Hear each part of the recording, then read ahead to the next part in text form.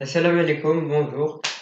Et dans cette nouvelle vidéo consacrée aux 30 formes de business, j'aborde aujourd'hui la forme de business qui consiste à écrire un livre papier. Allons-y. Écrire un livre papier peut s'avérer représenter une forme de business intéressante, mais néanmoins pas toujours rentable. L'écriture d'un livre papier demande en outre d'avoir la capacité rédactionnelle pour réaliser celui-ci et nécessite de passer par, néanmoins par plusieurs étapes. La première, c'est que les grands livres existants de nos jours sont rarement le produit ou le fruit d'une seule personne. Et il est souvent nécessaire d'avoir une équipe de rédaction ou d'avoir la main forte ou de se faire prêter main forte de la part de personnes n'appartenant pas au domaine dans lequel on souhaite écrire. Par exemple, des athlètes ou des médecins ou même encore des scientifiques.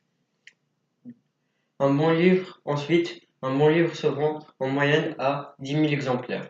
Pour pouvoir le vendre à plus d'exemplaires, il faut généralement faire appel à des éditeurs spécialisés, tels que Aliso, Personne ou Un Monde Différent.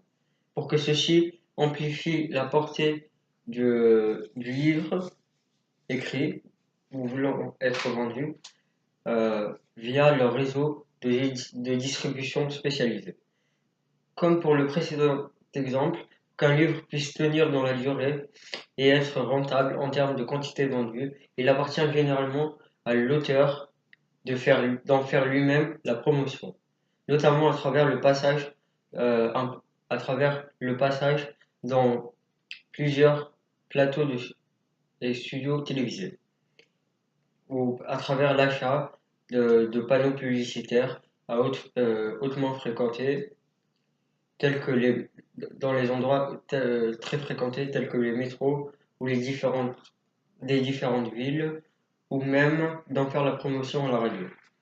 Donc, la commercialisation d'un livre sur la durée a aussi tire son titre, dépend aussi de son titre, qui est généralement choisi en procédant à une mise en pratique de l'offre minimum viable, pour s'assurer qu'il corresponde bien à ce qu'attendent ses lecteurs potentiels. La traduction d'un livre entre aussi en jeu dans la portée de celui-ci, sur la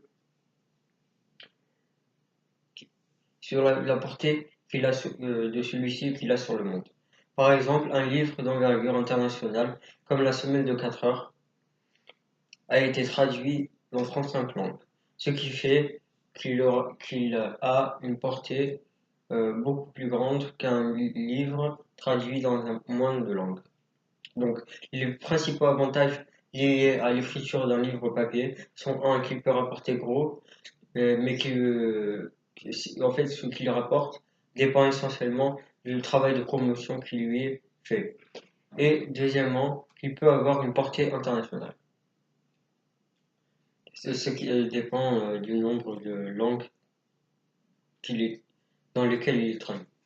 Donc, les inconvénients principaux liés à l'écriture d'un livre papier, c'est que comme une chaîne YouTube ou un blog, un livre papier nécessite un vrai travail de promotion et pour se faire connaître. Et il nécessite aussi d'atteindre un certain nombre de ventes pour être rentable.